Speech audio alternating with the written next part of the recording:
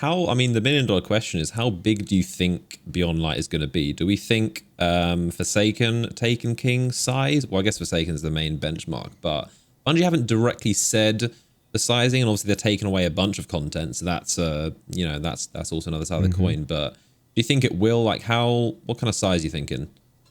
I'm thinking bigger, but even if it's not bigger, I think that it leads into bigger things. Like, we already know that in terms of pure systems, there's more change in this one expansion than there will be in a whole bunch of others. Like, Or any expansion yes, ever? like Forsaken added 9 supers, right? Like, that's big. But this adds a whole new element and 3 supers to go with it, and that in itself is kind of ridiculous. It's a bit nuts. So, doing that and then taking the new approach to PvE that they do, adding the story element of the darkness in itself, and creating what is effectively a location that gives you this ominous threat and some story beats that you can pull on and really unravel. Yeah, that to me speaks to a whole bunch of different questions. And the questions for me are kind of in the vein of what you're asking of how big is this going to be, but it's also in the vein of like how deep does this go, right? Like there's a breadth and a width to like this expansion, so to speak. I think that's what most of us want to know. We're kind of hoping, like, how big is Europa? Like, how big are we talking? Obviously, we're all hoping it will be, the size of, well, I guess, Dreaming City and Tangled Shore were 2 destinations, but we would hope it's Dreaming City size and depth. But obviously, we know Europa's been worked on for a very, very long time. Like, Bungie has literally been, I covered this in videos, but they've been working on Europa. They've been concept art since 2013.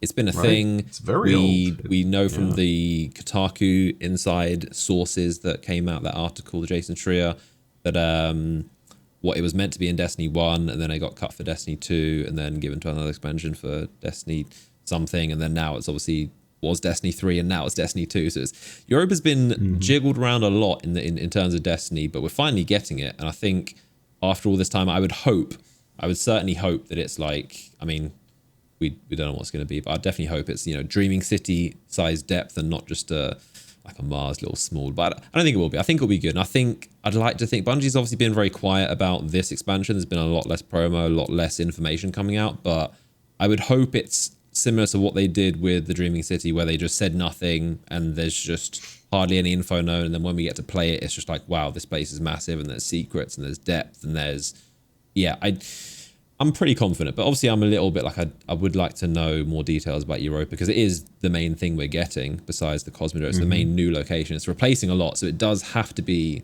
quite big. Yeah.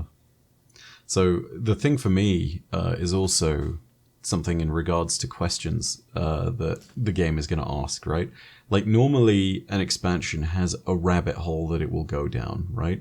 And with Shadowkeep, obviously there were quite a few of them. The main one was Eris and the Darkness, and the sudden resurgence of this ancient evil and what it's doing.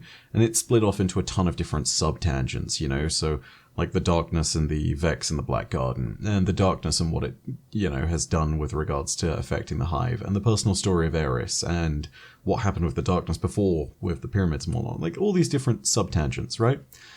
Beyond Light, for me, has a lot of different things that could lead into huge story tangents down the line, and could even just get developed fully in Beyond Light. So, for starters, again, you have the Darkness aspect. You've got the Pyramid ship right there, and you are wielding Darkness subclasses. That in itself means we're opening Pandora's box. Yeah.